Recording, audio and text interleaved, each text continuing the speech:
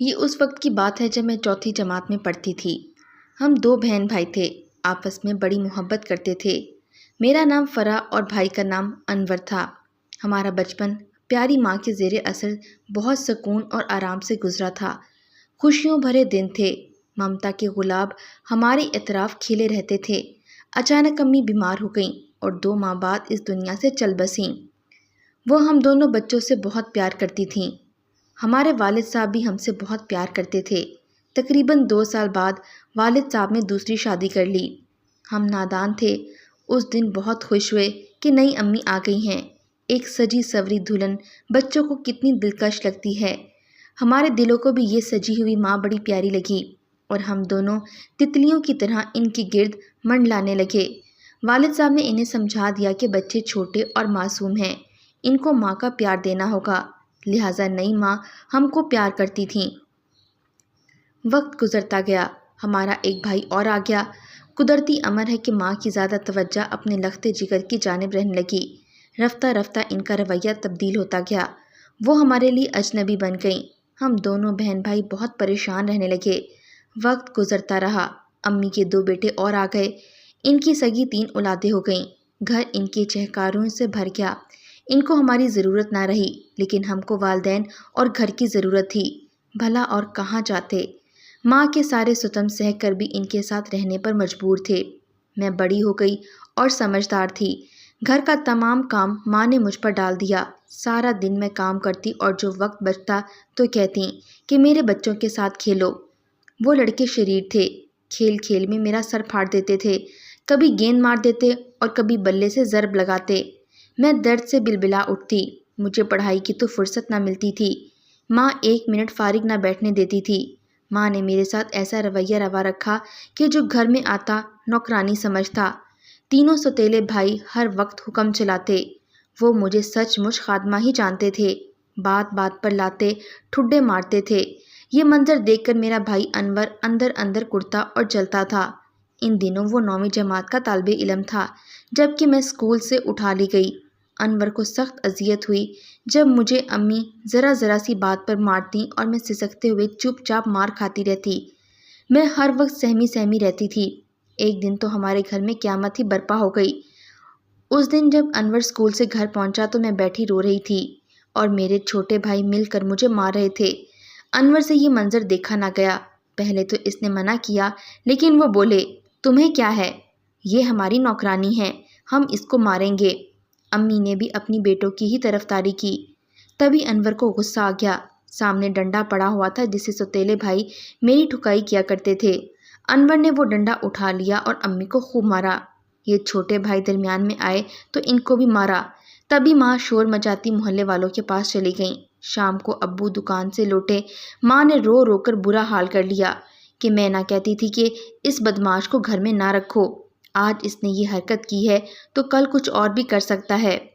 ابو اب امی کی باتوں پر اس طرح یقین کر لیتے تھے جیسے ان پر کسی نے جادو کر دیا ہو۔ وہ ماں کے اکسانے پر انور کو کمرے سے باہر نکال لائے اور روتی ہوئی بیوی کو خوش کرنے کے لیے اس قدر مارا کہ میرا بھائی بے ہوش ہو گیا۔ میں بہن تھی، اپنے بھائی کو اس طرح سے پٹتے ہوئے نہیں دیکھ سکتی تھی۔ ابو کے پاؤں پڑ گئی، التجا کی کہ ابو جی اسے نہ ماریں، بس کریں ورنہ میں مر جاؤں گی۔ والد صاحب پر تو جیسے جنون سوار ہو چکا تھا، میری ایک نہ سنی اور دھکے دے کر بولے، تم بھی دفع ہو جاؤ، اب انور جیسے بد کا ماش بیٹے کے لیے میرے گھر میں کوئی جگہ نہیں ہے۔ میں نے انور کے منہ پر پانی کے چھینٹے مارے اور کہا، اٹھو میرے بھائی اٹھو۔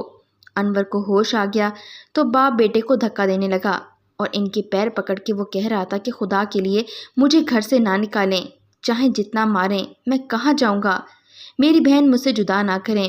والد نے ایک نہ سنی، بیٹے کو گھر سے باہر نکال کر دروازے کو کنڈی لگا لی کہ اس گھر کا در اب تمہارے اوپر ہمیشہ کے لیے بند ہو گیا ہے۔ خالہ کلثوم ہمارے ساتھ والے گھر میں رہتی تھیں۔ وہ ہم لوگوں کے دکھ سمجھتی تھیں کیونکہ مرحومہ سگی ماں ان کی بہت اچھی سہیلی تھیں۔ جب سے امی کا انتقال ہوا تھا انہوں نے ہمارے گھر آنا جانا بند کر دیا تھا۔ ان کی 3 بیٹیاں اور 1 بیٹا تھا۔ ان کو پتہ چلا تو انور کو کہا کہ تم ہمارے ساتھ رہو، تمہیں کہیں جانے کی ضرورت نہیں ہے۔ بھائی دروازے کے باہر کھڑا رو رہا تھا اور اس کو بازو سے پکڑ کر گھر میں لے گئیں اس وقت تو انور خالہ کلثوم کے گھر چلا گیا، مگر یہ اس کا مستقل ٹھکانہ نہیں تھا۔ وہ ایک ہفتہ بامشکل ان کے گھر رہا۔ ایک روز دوپہر کو جب سب سوئے ہوئے تھے، انور نے اپنے کپڑے اٹھائے اور انجانے راستے پر چلا گیا۔ میرے پاس صرف 50 روپے تھے۔ میں نے اس کے کپڑوں کے بیگ میں ڈال کر خالہ کی بیٹی کو بیگ دے دیا تھا۔ مجھے یہ بھی پتہ نہ تھا کہ کس نیت سے انور نے کپڑے منگوائے ہیں۔ انور بس میں سوار ہو گیا اور انجانی منزل کی جانب چلا گیا۔ پشاور میں ایک ہفتہ مارا مارا پھرا اور کہیں نوکری نہ ملی۔ ایک ہوٹل پر برتن دھوتا، کھانا دے دیتے تھے۔ اچانک قدرت اس پر مہربان ہو گئی۔ ہوٹل پر ایک شخص کھانا کھانے آیا۔ وہ صورت سے اچھا معلوم ہوا تو میرے بھائی نے اسے کہا کہ مجھے نوکری چاہیے۔ پہلے تو اس نے بات سنی انسنی کر دی اور آگے بڑھ گیا، مگر انور نے پیچھا نہ چھوڑا، اس کے ساتھ چلتا رہا۔ آخر وہ بھی تنگ آ گیا اور سوال کیا، تو کہاں سے آیا ہے؟ انور نے اس کو اپنا پتہ بتا دیا۔ اس شخص کو کافی سامان لے کر دوسرے شہر جانا تھا۔ اس نے ساری داستان سن کر کہا کہ تمہاری کوئی ضمانت دے دے تو میں تمہیں رکھ لوں گا۔ اس شہر میں میری ضمانت کون دے گا؟ ہاں، میرے شہر میں میرے اپنے محلے والوں کا پتہ دے سکتا ہوں، ان سے میرے بارے میں پوچھ لو۔ اس بات پر خان صاحب مطمئن ہو گئے اور اپنے پاس ملازم رکھ لیا۔ انور کو ٹرک چلانے کی ٹریننگ دی اور وہ ٹرک چلانے لگا۔ انور مالک کو خان چچا کہتا تھا۔ 9 ماہ بعد میرے بھائی نے پڑوس میں فون کر کے مجھے بتایا اور تسلی دی کہ پریشان مت ہو، میں یہاں خان چچا کے پاس کام کر رہا ہوں، کچھ کما لوں گا تو آ جاؤں گا۔ میں جو دن رات بھائی کے لیے تڑپ رہی تھی، اس کا فون آیا تو تسلی ہو گئی۔ ایک بار خان کے ساتھ سامان لے کر دوسرے شہر جانا تھا۔ یہ شہر ہمارے شہر سے کچھ آگے تھا۔ انور نے مالک کو بتایا کہ ہم اپنے شہر سے گزریں گے۔ وہ کہنے لگا ٹھیک ہے، سامان پہنچا کر واپسی پر تمہارے شہر چلیں گے۔ واپسی پر خان کے ساتھ انور آ گیا، لیکن وہ گھر نہیں آیا، بلکہ خان کو اپنے ہمراہ کلثوم خالہ کے گھر لے گیا۔ جب خالہ نے اسے دیکھا تو دوڑ کر گلے لگا لیا اور خوب روئیں۔ ان کی بیٹیاں اور بیٹا بھی انور کو اچانک سامنے پا کر بہت خوش ہوئے۔ وہ سمجھ رہے تھے کہ وہ کسی حادثے کا شکار ہو گیا ہے۔ ان کو تمام رودات سنا کر انور نے خان چچا کا تعارف کرایا کہ اس مہربان شخص کی وجہ سے آج میں زندہ لوٹ کر آ گیا ہوں، ورنہ شاید فاقوں کی وجہ سے مر چکا ہوتا۔ اب خان کو اصل حالات پتہ چلا تو بہت غصہ آیا کہ ماں باپ ایسے بھی ہوتے ہیں۔ انور نے خالہ کو کچھ چیزیں دیں کہ میری بہن کو بھجوا دیں۔ خالہ آئیں اور بولیں کہ تیرا بھائی آیا ہے، 2 گھڑی آ جا اور اس سے مل لے۔ ماں نے سنا تو آگ بگولا ہو گئیں۔ خالہ پر بھی برہم ہو گئیں کہ یہ کہیں نہیں جائے گی، اگر اس نے قدم باہر نکالا تو واپس گھر نہیں آنے دوں گی۔ خالہ نے فراست سے کام لیا، نرمی سے امی کی منت سماجت کی کہ تم اولاد والی ہو، ایسا نہ کرو، اس کو بھائی سے ملنے دو۔ بالآخر بڑی مشکل سے اجازت دی اور میں خالہ کلثوم کے گھر آ کر بھائی سے ملی۔ بھائی کی صحت ٹھیک تھی، مگر میں تو ہڈیوں کا ڈھانچہ بنی ہوئی تھی۔ انور کو دیکھا تو دوڑ کر گلے لگ گئی۔ اتنا عرصے بعد ہم ملے، آنسو رکنے کا نام نہیں لے رہے تھے۔ اس وقت لگتا تھا جیسے کائنات کی ہر شے ہماری بد نصیبی پر آنسو بہا رہی ہے۔ اس وقت ذہن میں ایک ہی سوال تھا، آج اگر ہماری ماں زندہ ہوتی تو کیا ہمارا ایسا حال ہوتا؟ دنیا میں سوتیلی ماؤں کی 1000 داستانیں پڑھی اور سنی تھیں۔ واقعی سوتیلی ماں اگر بری ہو تو وہ قیامت ہوتی ہے۔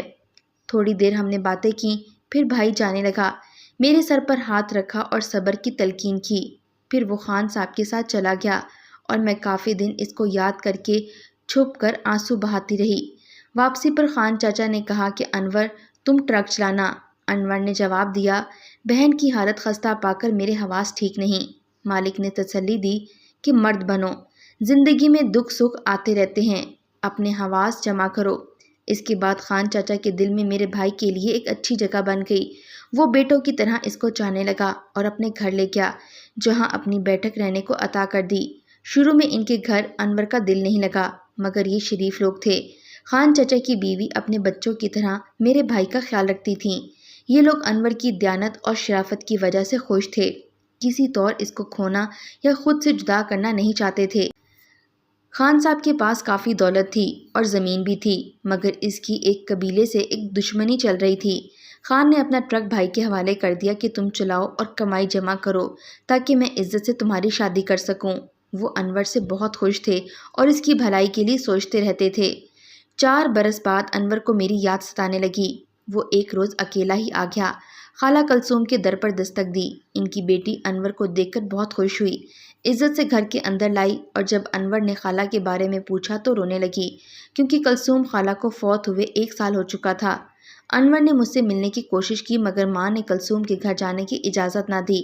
وہ بغیر ملے ہی چلا گیا۔ میں اپنے دروازے کی در سے اس کو جاتے ہوئے دیکھتی رہ گئی۔ آنسو میرے گالوں پر بارش کی طرح گرتے جا رہے تھے۔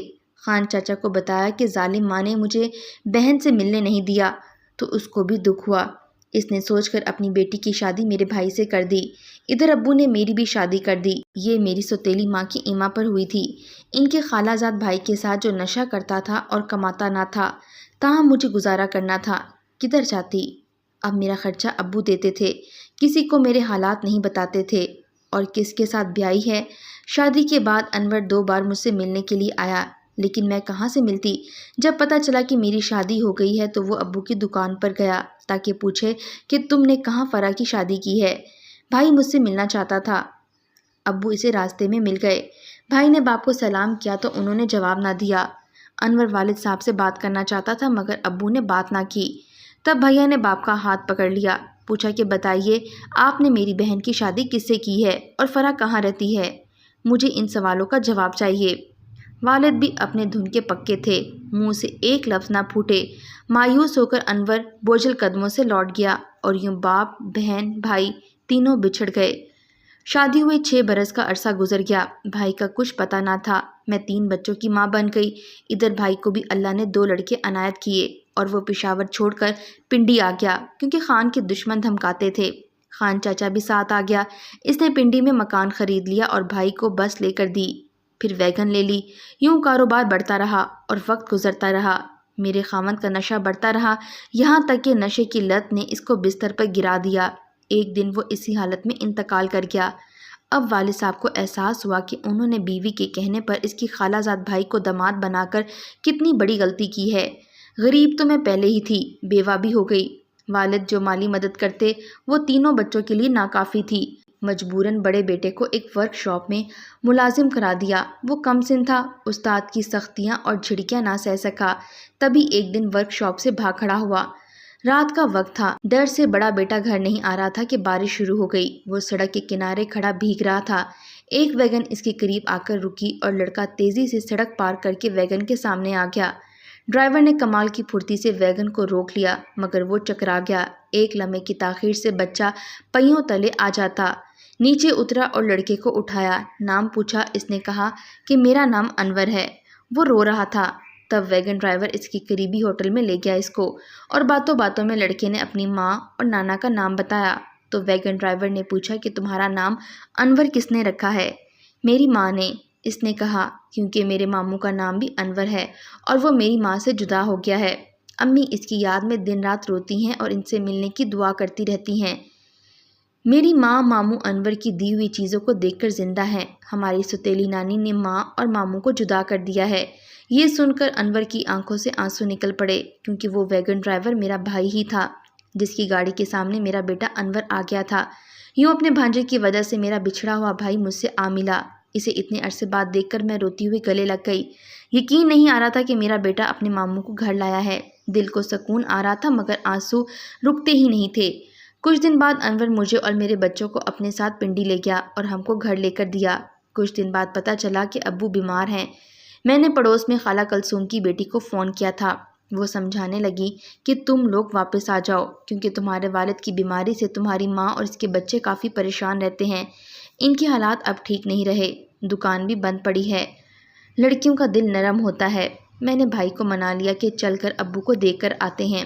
جب بھائی اور میں وہاں گئے، امی بہت شرمندہ تھیں اور والد واقعی قریب المرگ تھے۔ ان کے گھر میں کھانا بھی موجود نہیں تھا۔